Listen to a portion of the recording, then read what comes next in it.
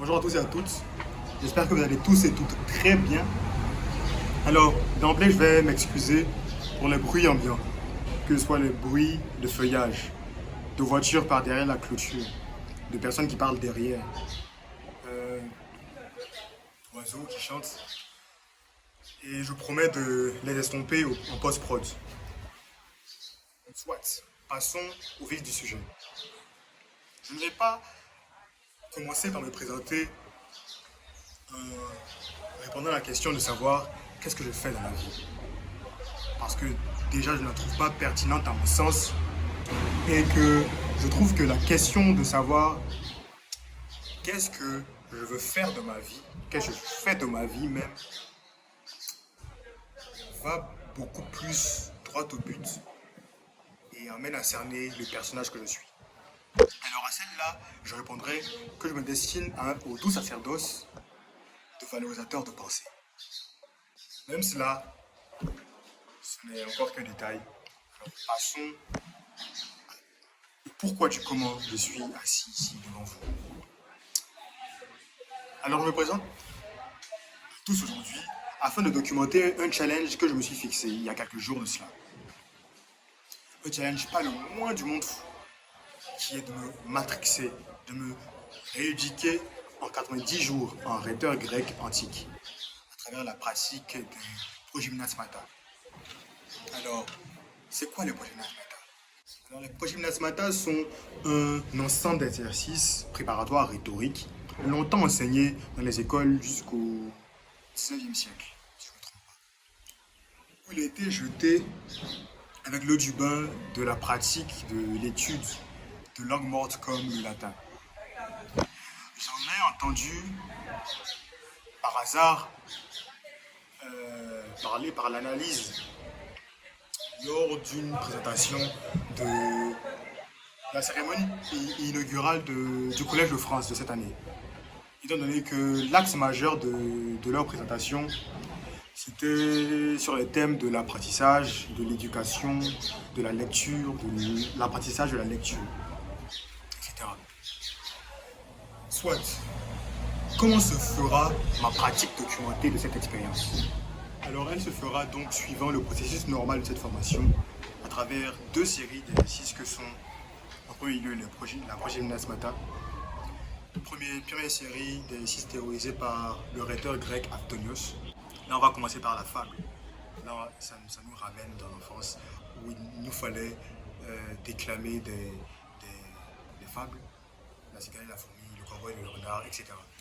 Après cela, le récit. Après le récit vient l'anecdote. Après l'anecdote, la maxime. Tous ces exercices-là sont des gens qu'on a plus ou moins connus, dont on est plus ou moins acclimaté, dont on enseigne plus ou moins l'ampleur. Après la maxime, on a la réfutation. Après la réfutation vient la confirmation. Après la confirmation vient le lieu commun. Après le lieu commun, l'éloge. Après l'éloge, le blâme. Après le blâme, la comparaison. Après la comparaison vient l'exercice qui me sied le plus. J'ai nommé l'étopée, comme je préfère l'appeler la prosopopée. Après la prosopopée, on a la description. Après la description vient la thèse et pour finir, pour les progymnasmata, on termine par la proposition de loi, où il va nous falloir élaborer un projet de loi afin de l'argumenter, etc. De telle sorte à pouvoir le déclamer, tout simplement. Après vient la deuxième série d'exercices d'accompagnement, celle-là théorisée par le sophiste alexandrin Aelius Théon, commençant par la lecture à haute voix. Après la lecture à haute voix, haute dimension de ce processus-là, on aura l'audition, c'est-à-dire écouter un texte et en cerner toutes les nuances, les complexités, sur la base de textes plus ou moins, comme je dis, complexes. Après l'audition vient la paraphrase, autre dimension de l'audition, de la lecture, tout ça. C'est-à-dire au-delà de comprendre le texte, c'est-à-dire la capacité à pouvoir aiguiser la reformulation, donc la paraphrase. Après la paraphrase, on aura l'élaboration. Après l'élaboration, vient enfin pour clore cette série d'exercices, la contradiction.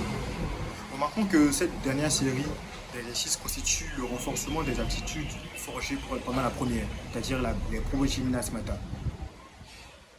Donc, un moyen de certifier les compétences préalablement aiguisées par celle-ci.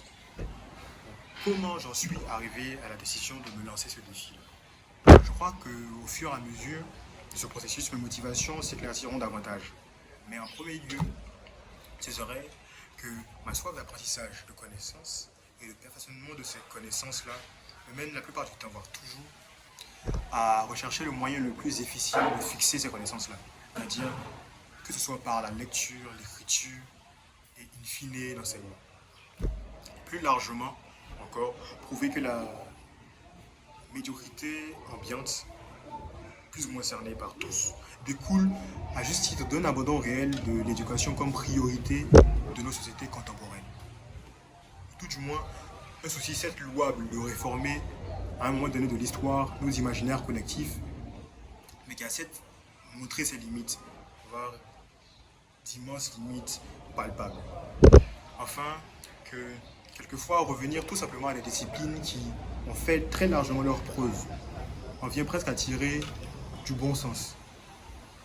Il me semble donc, après tout cela, que je sois en quelque sorte un énième cobaye d'une méthode d'enseignement qui, comme je l'ai dit, a fait ses preuves, qui pallie à bon nombre de lacunes qu'on observe aujourd'hui et que l'élaboration de textes complets, bien construits, la réticence à la prise de parole en public, aux difficultés de compréhension de textes plus ou moins complexes et plus largement à la réticence à la lecture, etc.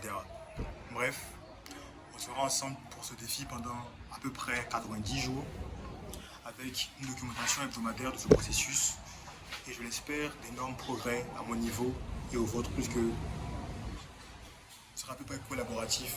Ça ne peut pas juste être moi qui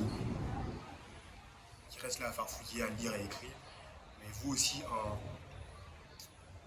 en me regardant pourrez avoir certains skills dus à ce processus-là.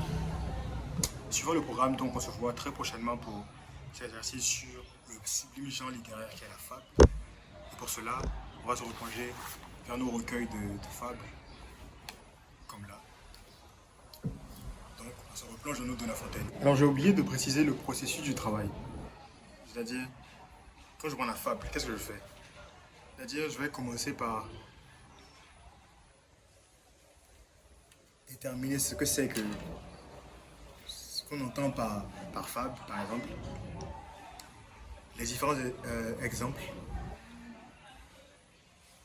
essayer de réapprendre certains textes, c'est-à-dire quand je prends le recueil de fables de La Fontaine, L'âne et le chien, je vais le réapprendre par cœur, ensuite le déclamer et faire une gymnastie pour comprendre les différentes nuances du texte. Et après cela, travailler sur la structure même de l'exercice, c'est-à-dire du genre, peut-être à pouvoir le décortiquer pour en créer un moi-même ensuite. C'est seulement après avoir pu créer et partager ma création que j'estimerais que le but pour ce sujet-là était atteint. Merci et à très bientôt.